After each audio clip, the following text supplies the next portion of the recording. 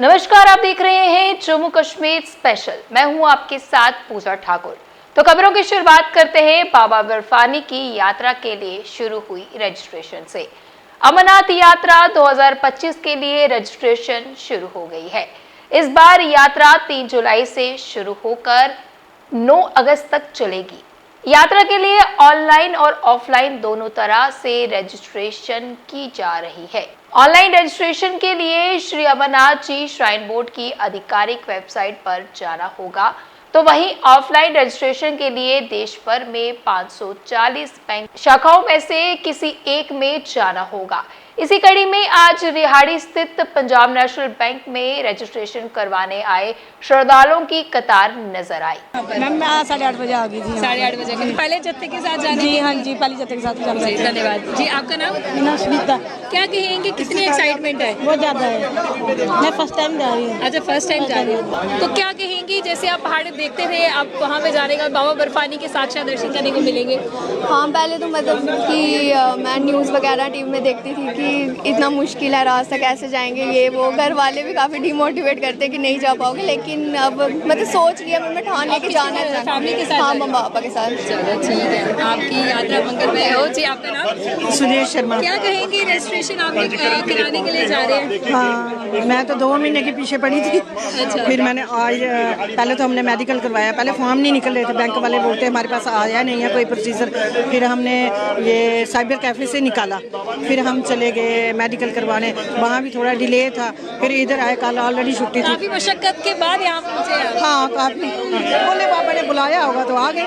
बर्फानी के दर्शनों की हाँ, लालसा है। हाँ, आराम से हो जाए। तो यहाँ पर आपको बता दें कि तमाम जो है यहाँ पर देख पा रहे हैं किस तरह से श्रद्धालु जो है यहाँ पर उपस्थित है, और इनका ये कहना है कि 2 महीने से ये इंतज़ार कर रहे थे कि कब रजिस्ट्रेशन शुरू होगी और कब ये यहाँ पर कतारों में लगेंगे और बाबा बर्फानी के लिए जो है उनकी यात्रा पे जाने के लिए इनको जो रजिस्ट्रेशन जो है इनकी हो जाएगी। क्या कहेंगे, कितनी एक्साइटमेंट है जाने की? बहुत ज़्यादा है। कितनी बार जा चुकी है? पहली बार ही है मेरा। पहली बार जा रहे हैं। तो पहली बार का क्या कुछ सोचा वहाँ पर, क्या कुछ देखने अभी को तो कुछ नहीं सोचा, फिलहाल अभी बड़ा टाइम है, बाद में सोचेंगे। चलो ठीक है जी। आपका नाम? मेरा नाम विवेक शर्मा। हर हर महादेव जी। हर हर महादेव। क्या कहेंगे, कितना इंतजार जो है वो करना पड़ा रजिस्ट्रेशन के लिए? इंतजार बहुत है, 1 घंटा हो गया, अभी तक किसी का भी नहीं हुआ, अभी लाइन में लगे हैं जी। हाँ। नहीं, वो कहते हैं ना कि जब सब्र करो तो उसका फल मीठा हाँ, होता है। सब्र करें, उसका फल मीठा ही होगा। बिल्कुल। तो पहली बार जा रहे हैं? पहली बार नहीं, मेरा 4th टाइम है। फर्स्ट टाइम मैं 2012 में गया था जी। हाँ। तो इस बार जा रहे हैं, कितना अच्छा लग रहा है? बहुत डर तो उत्साह, नहीं लग रहा? डर किसी बात का नहीं है। Z+ सिक्योरिटी हमारी जी। यहाँ से भगवती नगर से लेके पूरे गुफा तक हमारी Z+ सिक्योरिटी है। मोदी सरकार का धन्यवाद करना चाहते हैं, इसके लिए हम बस ये करना चाहेंगे। गवर्नमेंट का शुक्रिया अदा करते हैं। बिल्कुल, बहुत बहुत मोदी सरकार का धन्यवाद करना चाहते हैं। धन्यवाद। तो यहाँ पर हमने आपको दिखा रहे हैं कि किस तरह से तमाम श्रद्धालु जो है वो काफ़ी ज़्यादा एक्साइटेड है। 3 जुलाई से ये यात्रा शुरू होनी है और 9 अगस्त तक ये यात्रा जो चलेगी। तमाम श्रद्धालु यहाँ पर इनसे बातचीत करते हैं जो रजिस्ट्रेशन के लिए कतारों में लगे हुए हैं। आपका नाम? मेरा नाम बालेश्वर बाली। कितनी बार अमरनाथ यात्रा के लिए जा चुके हैं? मैं 4-5 बार जा चुका हूँ अमरनाथ यात्रा के लिए। जी।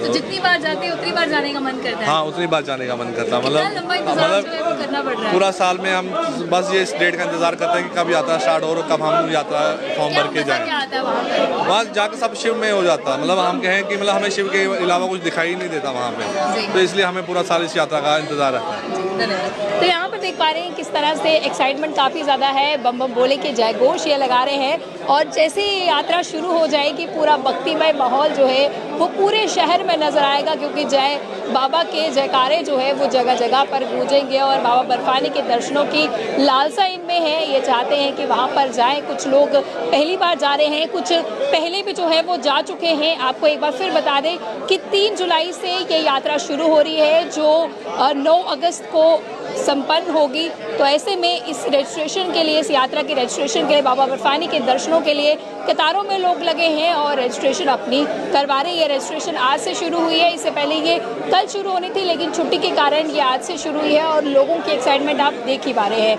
एनसी के विधायक तनवीर सादिक ने मीडिया से बात करते हुए पीडीपी की महबूबा मुफ्ती पर निशाना साधते हुए कहा कि उन्होंने जम्मू कश्मीर में तबाही मचाई हुई है और कभी माफी नहीं मांगी।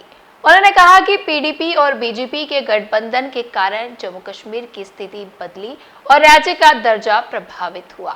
इंट्रोस्पेक्ट करने की ज़रूरत पीडीपी को है। ये जो 2024 का इलेक्शन था उसमें लोगों ने अपनी बात कही और जो पीडीपी ने इतने बरस तबाही मचाई जम्मू कश्मीर में, उसका रिज़ल्ट था वो।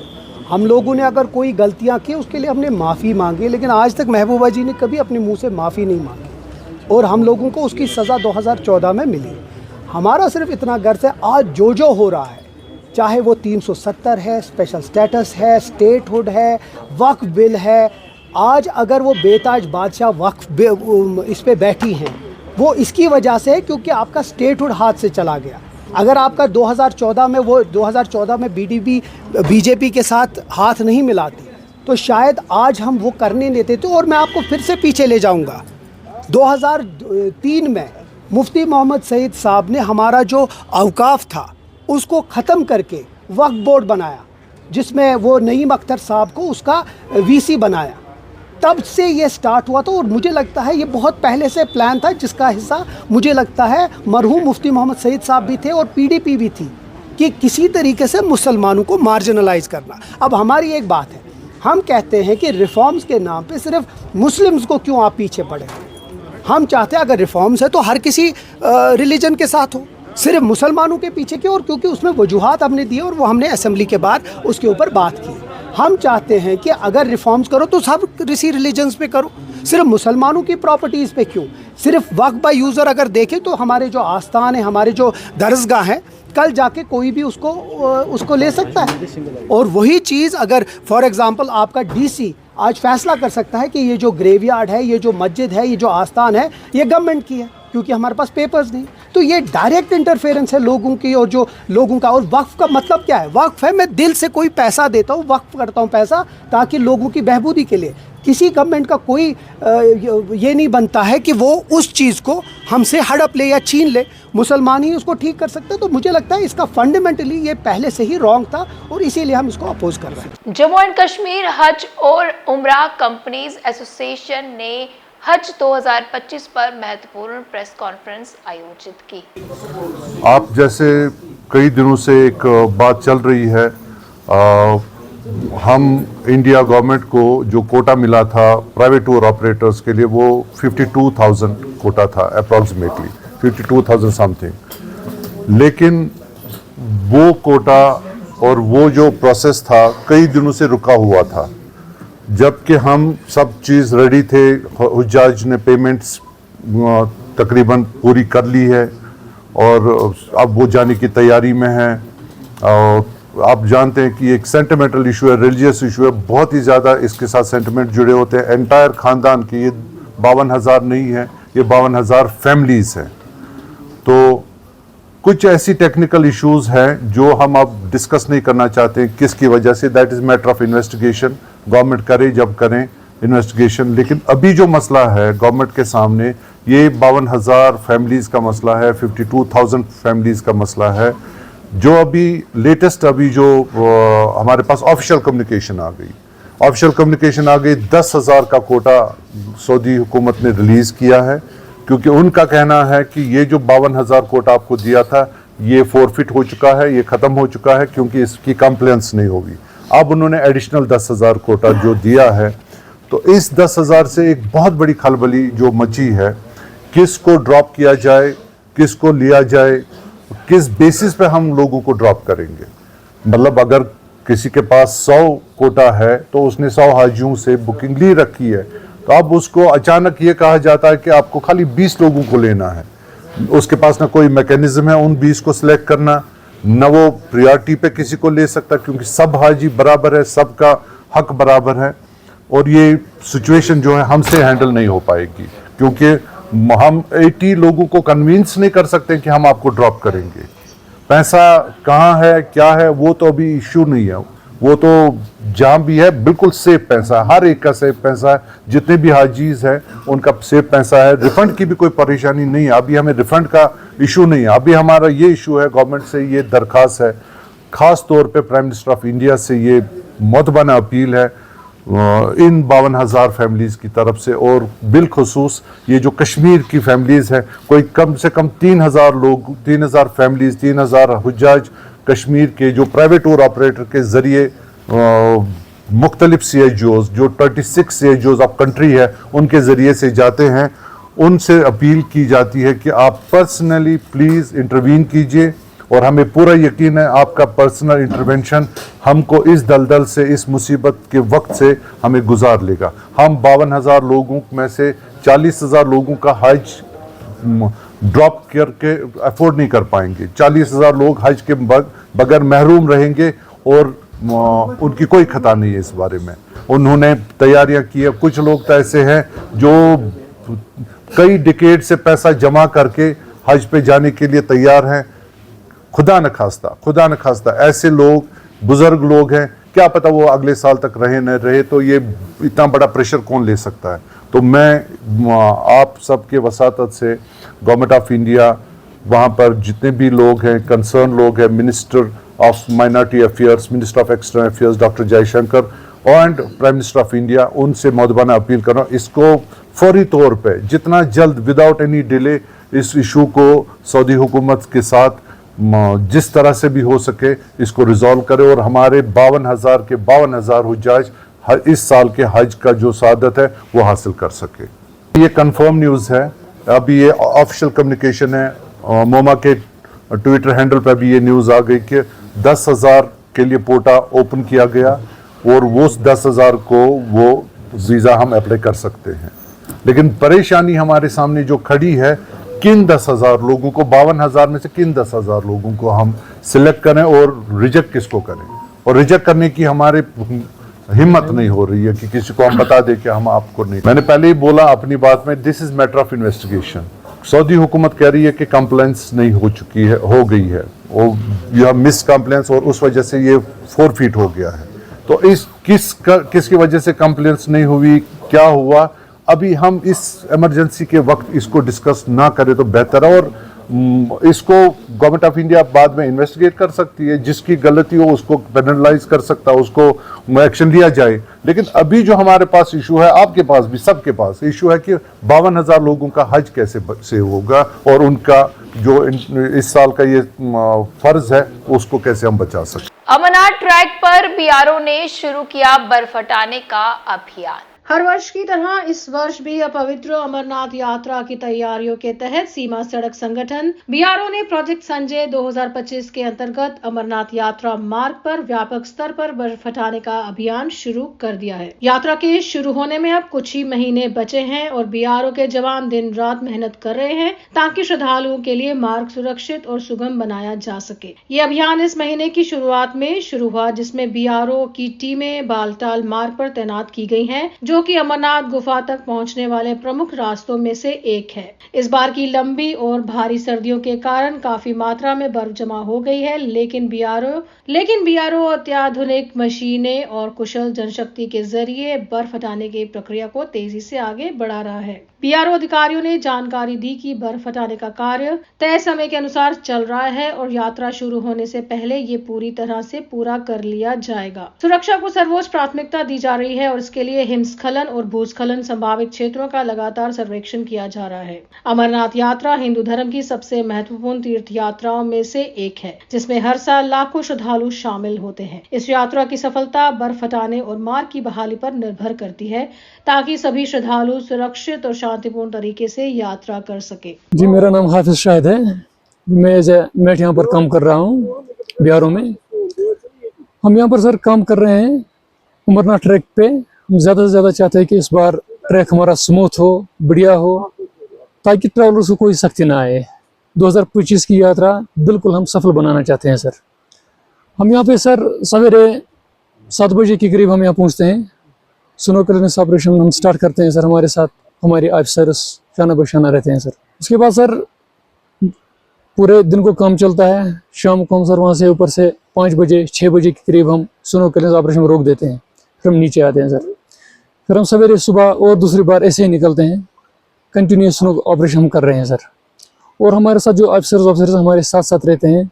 और आप जैसे आप देख रहे हो यहाँ पर, आप अगर कैमरा अपना घुमा के देखोगे सर, हमारे पास जो 4x4 गाड़ियाँ हैं छोटी सी, एक कैंपर वैम्पर हमारे साथ रहते हैं, कहीं कोई अवलांच ना आए, कहीं कोई प्रॉब्लम किसी बंदे को ना हो, तो हमारे साथ मेडिकल टीम भी हमारे साथ ही रहता है सर। आपने सर न्यूज़ में देखा होगा या कभी आए मत होगी यहाँ, आपने इससे पहले या पिछले साल की अगर हम देखेंगे, आपने इस रोड की हालत देखी होगी कैसी थी, कितने कीचड़ थे, कहाँ से क्या था। अभी सर आपने अभी आप देखा, आप अभी इस टाइम ट्रैक में आप एटलीस्ट 4 किलोमीटर अभी तक काट के आए हो सर, आपने देखा कितनी इम्प्रूवमेंट आई है। उम्मीद है सर इस बार यात्रा बहुत सफल होगी, वो भी खुश हो गए, बहुत ज़्यादा खुश हो गए, उतना हमने यहाँ पर बढ़िया काम किया है। मेरा नाम मुमताज़ अहमद है, मैं पिछले 4 साल से इधर काम कर रहा हूँ और खुशी मिलती है हमें ये काम करके, क्योंकि जब पहले यहाँ पे यात्रा आती थी तो उस टाइम ऐसा रास्ता देखने को नहीं मिलता था, एक आदमी जा पाता था सिंगल, और अब हमें खुशी मिलती है कि हम यात्रा के लिए इतना कुछ कर रहे हैं, बढ़िया काम चल रहा है। हम सुबह 7 बजे काम पे निकलते हैं और हमारे ऑफिसर साहब जो है हमारे साथ रहते हैं और गाड़ियों की फैसिलिटी दे रखी है हमें, और उसके बावजूद भी आपने देखा होगा पहले ये रास्ता इतना अच्छा नहीं था। पिछले साल भी हमने इसका काम किया था, लेकिन उतना अपनी तरफ से किया था, लेकिन उतना हो नहीं सका था। लेकिन इस बार हमारी पूरी कोशिश है कि यात्रा से पहले पूरा ट्रैक आपको अलग देखने को मिलेगा, इतनी हमारी कोशिश है। उनका हम वेलकम करते हैं और उनको यही पैगाम है हमारा कि इस बार जब इधर आपको आएंगे, वो जब इधर आएंगे तो उनको ये अलग ही ट्रैक देखने को मिलेगा सर। मालिकम चौकीदारों द्वारा अपनी मांगों को लेकर किया गया प्रदर्शन, बकाया वेतन जारी करने की सरकार से लगा रहे गुहार। मेरा नाम सर मालिकम चौकीदार डिस्ट्रिक्ट प्रेसिडेंट पुंछ से मैं मोहम्मद ताज शाह बोल रहा हूँ। हम 20 साल से सर हम चल रहे हैं, दफ्तरों के चक्कर काट रहे हैं। 20 साल से हम ज़मीनें भी दी, साथ में पंचायत घरों की सेवा। इस वक्त 2-2 लाख 1-1 करोड़ रुपए का सामान वहाँ हमारी जिम्मेदारी पर पंचायत घरों में रखा हुआ है और उसकी चौकीदारी भी कर रहे हैं हम, झाड़ू भी मार रहे हैं, पानी भी दे रहे हैं। और सर हर डिपार्टमेंट में कुछ ना कुछ सैलरी मिल रही है, 9,000 10,000। लेकिन एक मालिकम चौकीदार हैं जो इन्होंने खेती भी दिया और साथ में आज तक हमें कोई पैसा नहीं मिल रहा है, कोई तनख्वाह वगैरह नहीं मिली है। और हमारी पेंडिंग वजीज बनी हुई है जो डायरेक्टर ऑफिस में अभी तक पड़ी हुई है और हमें डॉक्टर साहब वहाँ से वागजार नहीं करते हैं। 30 तक हमारा टाइम है सर, 30 के बाद हम काम छोड़ हड़ताल और प्रोटेस्ट भी करेंगे। हम बच्चों को लेकर रोडों पे आएंगे। आज मालिकम चौकीदार रूरल डेवलपमेंट डिपार्टमेंट के जो लोग हैं, आज धरना प्रदर्शन यहाँ पे रखा है और धरना प्रदर्शन करने का मुख्य उद्देश्य ये है कि ये वो वाहिद एक ऐसा डिपार्टमेंट है जो पिछले 22 साल से 1 रुपया नहीं ले पाया, ना दिया।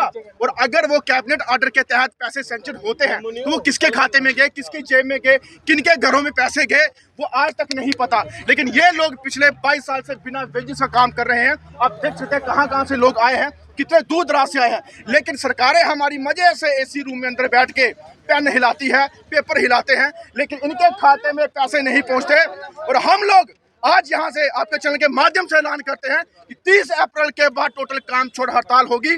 जितने भी लैंड डोनर्स, CPW वर्कर्स, हमारे आशा वर्कर, आंगनवाड़ी, रूरल डेवलपमेंट के लोग, ये टोटली काम छोड़ हड़ताल पे हर डिस्ट्रिक्ट में बैठेंगे और हम तब तक नहीं उठेंगे जब तक सरकारें हमारे पास आके बात नहीं करेगी। अब हम उनके पास मेमोरेंडम लेके नहीं जाएंगे, ना हमारे पास अब जाने का वक्त है।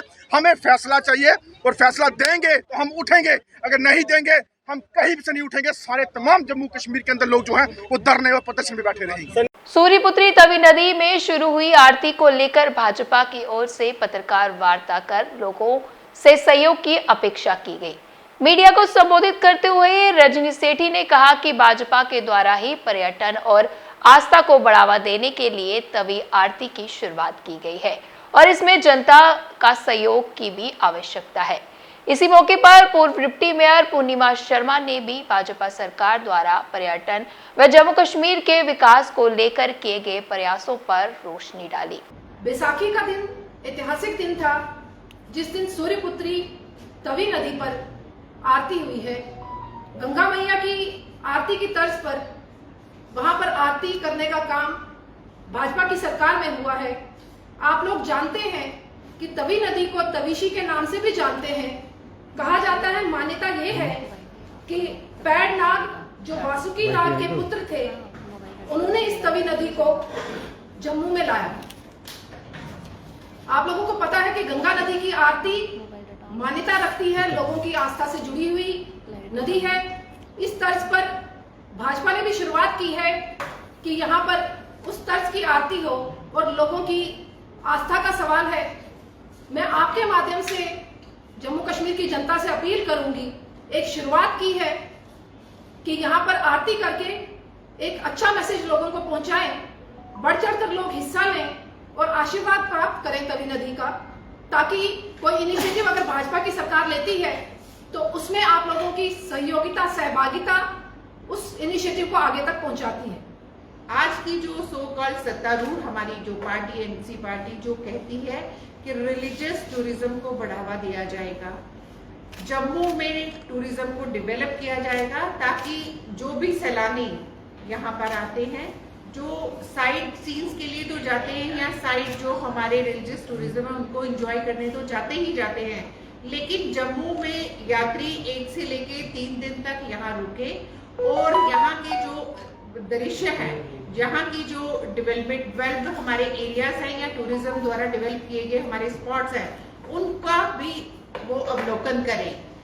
आपके समक्ष रखना चाहती हूँ कि जहाँ जो हमारी 6 महीने से हमारी यहाँ सरकार बनी हुई है, जो प्रोजेक्ट्स कॉरपोरेशन के हो या गवर्नमेंट के माध्यम से यहाँ डेवलपमेंट के कार्य शुरू किए गए हैं, मैं तरतीबबद्ध आपके समक्ष रखने का प्रयास करूंगी कि आप मुबारक मंडी जो पाइनतीर्थी में स्थित है, बहुत अच्छा एरिया है, वहां के लोगों के लिए सिर्फ मात्र एक वही मुबारक मंडी एरिया है जिसमें छोटा सा पार्क है, और वही जो हमारे बुजुर्ग हैं, वहां के जो लोकलिस्ट हैं, वो शाम को वही सैर करते हैं, वही अपनी दिनचर्या से व्यवस्थित दिनचर्या से अपने आप को रिलैक्स करने उन पार्क में जाते हैं। कंडीशन देखी जाए तो मैं चाहूंगी कि हमारी जब कॉरपोरेशन बनी, कॉरपोरेशन से भी कई सदियों पहले वहां मुबारक मंडी का कार्य शुरू हुआ था। मैं आपके माध्यम से एडमिनिस्ट्रेशन को गुहार लगाऊंगी कि प्लीज उसकी ओर अपना ध्यान आकर्षित करें और उस पार्क को जो छिन्न भिन्न परिस्थितियों में वहां पर उपस्थित है, प्लीज उसको व्यवस्थित रूप से उसको डेवलप करें, ताकि वहां के जो लोकलिस्ट लोग हैं वो वहां जो अपना समय व्यतीत करने जाते हैं या अपने स्वास्थ्य को स्वस्थ रहने के लिए वहां पे जाते हैं, वो उसका सही मायनों में आनंद ले सके। दूसरी ओर हम चले रिवर तवी फ्रंट का, जहां पे हमारी एक आरती का प्रारंभ हुआ है। आरती का प्रारंभ हुआ उस दिन बैसाखी का दिन था, लोग इकट्ठे हुए, आरती का आनंद लिया, बैसाखी मेले का अवलोकन किया।